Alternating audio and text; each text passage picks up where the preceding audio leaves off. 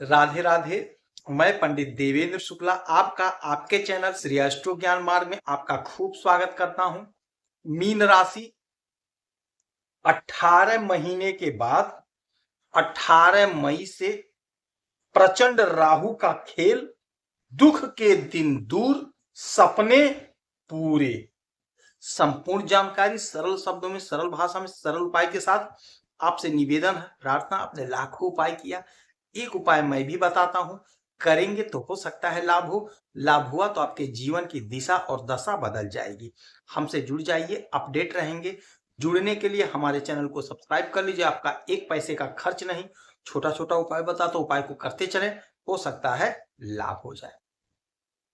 Mean राशि, राहु महाराज जब देते हैं तो छप्पर फाड़ कर देते हैं, और जब लेते हैं तो चमड़ी उधेड़ कर लेते हैं, सूद समेत ले लेते हैं। तो वही राहु 18 महीने तक आपके लग्न में बैठे, अब 18 महीने के बाद 18 मई को यहां से निकल करके आपके 12वें घर में कुंभ राशि में आ जाएंगे, और ये इस समय देवगुरु बृहस्पति के नक्षत्र में गोचर करेंगे। राहु जब देते हैं तो छप्पर फाड़ कर देते हैं। इनके पास कोई लिमिट नहीं है, कोई बाउंड्री नहीं, कोई सीमा नहीं है, कोई रोकने टोकने वाला नहीं है। इनको चाहिए मतलब चाहिए। किसी चीज पर इनकी नजर पड़ गई, इनको चाहिए तो वह चाहिए, भले धड़ से सर अलग हो जाए। इन्हें अमृत चाहिए था तो इन्होंने अमृत ले लिया। किसी भी प्रकार से लिए, छल कपट कुछ भी, इनके लिए सब जायज है। और अच्छा देखिए, इनका जो है अपना कोई अस्तित्व नहीं है, ये छाया ग्रह है। जिस राशि में होते हैं, जिस घर में बैठते हैं, उसके मालिक के हिसाब से ये चलते हैं, और जिसके नक्षत्र में जाते हैं उसके नक्षत्र के स्वामी के हिसाब से काम करते हैं। आपके इस घर में बैठे जब 18 महीने से आपने फील किया होगा कि आप पे एक मानसिक दबाव, मानसिक चिंता बनी रही। एक तो 7.5, दूसरे राहु महाराज यहीं पे बैठे हुए हैं, तो मानसिक चिंता बनी रही। इनकी 7वीं दृष्टि पड़ी आपके 7वें भाव पे, जहां केतु बैठे थे, तो यहीं पे जो है राहु की दृष्टि पड़ी, तो दांपत्य जीवन में दिक्कत परेशानी, बिजनेस व्यापार में दिक्कत परेशानी।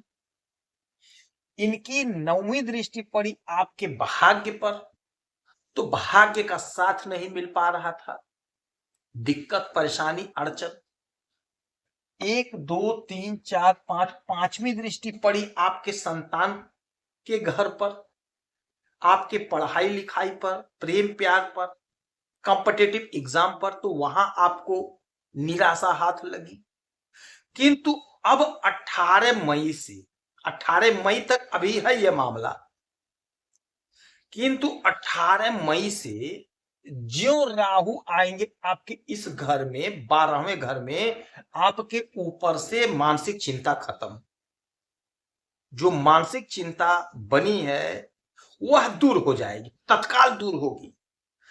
राहु ज्यों आएंगे इसमें, आप देख लीजिए, आप नोट कर लिए, 100% यह होगा। आप फील करिएगा, मानसिक परेशानी सबका समाधान हो जाएगा, चिंता दूर हो जाएगी।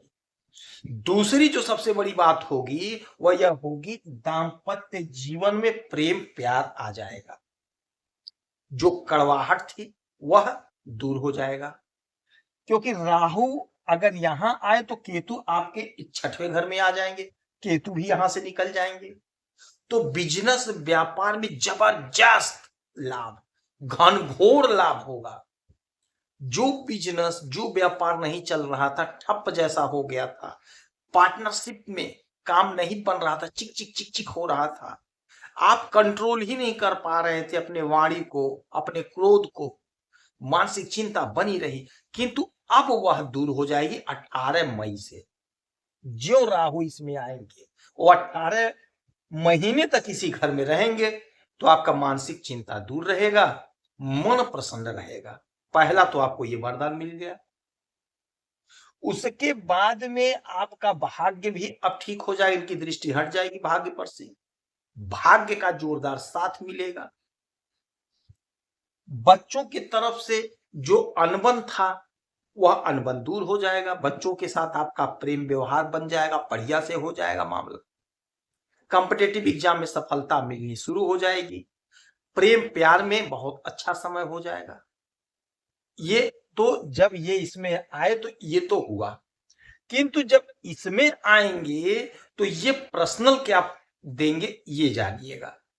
ये देखिए 12वां घर जो होता है हॉस्पिटल का होता है, विदेश का होता है, खर्च का होता है।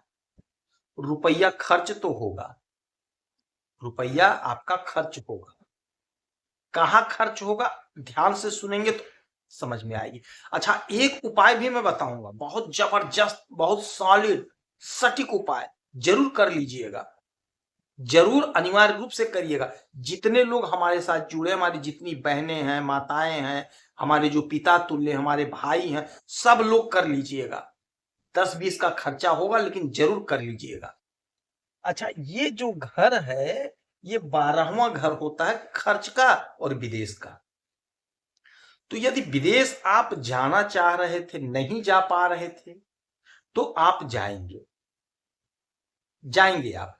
हाँ, थोड़ी सी सावधानी ये रखनी होगी क्योंकि ये चल रहे किसके नक्षत्र में, देवगुरु बृहस्पति के नक्षत्र में, और ये है किसके, शनि के राशि में, शनि के घर में है। तो शनि न्याय के देवता है, अपने कर्म को सुधारे रहेंगे। आपने अच्छे कर्म किए हैं, अच्छा कर्म कर रहे हैं, किसी को सता नहीं रहे हैं, किसी का अहित नहीं कर रहे हैं, तो यकीन मानिए जबरदस्त लाभ आप कमाएंगे। गलत ढंग से विदेश जाने का प्रयास मत करिएगा। वाहन चलाते समय सावधानी रखिएगा, बहुत तेज वाहन मत चलाइएगा, तो ये तो हमें करना ही चाहिए। अच्छा, खर्च रुपया जरूर होगा। तो देखिए देवगुरु बृहस्पति के नक्षत्र में हैं, तो आप धर्म कर्म के प्रति अपने आप को मोड़िएगा। धर्म कर्म के प्रति मोड़ेंगे तो बहुत अच्छा लाभ होगा, बहुत बढ़िया तरक्की आप करेंगे। तो ये हो गया आपके इस घर में आने का फल। फिर यहां से 1 2 3 4 5, पांचवी दृष्टि पड़ी आपके सुख के घर में। तो जो पैसा आप खर्च कर रहे थे वह पैसा आप जमीन में खर्च करेंगे, जमीन खरीदेंगे, मकान खरीदेंगे, वाहन खरीदेंगे, खेत खरीदेंगे, जबरदस्त प्रॉपर्टी खरीदेंगे। ऐसा प्रबल योग बनेगा, ऐसा प्रबल योग बनेगा। आप जो भी बिजनेस कर रहे हैं, जो भी व्यापार कर रहे हैं, वहीं से पैसा आएगा। अब आप सोचेंगे पैसा नहीं है तो पैसा कहां से आएगा, कहां से खरीदूंगा। आप जो भी काम कर रहे हैं इतना पैसा देंगे राहु महाराज कि आप खरीद सकें। आपका यदि सपना है तो साकार होगा।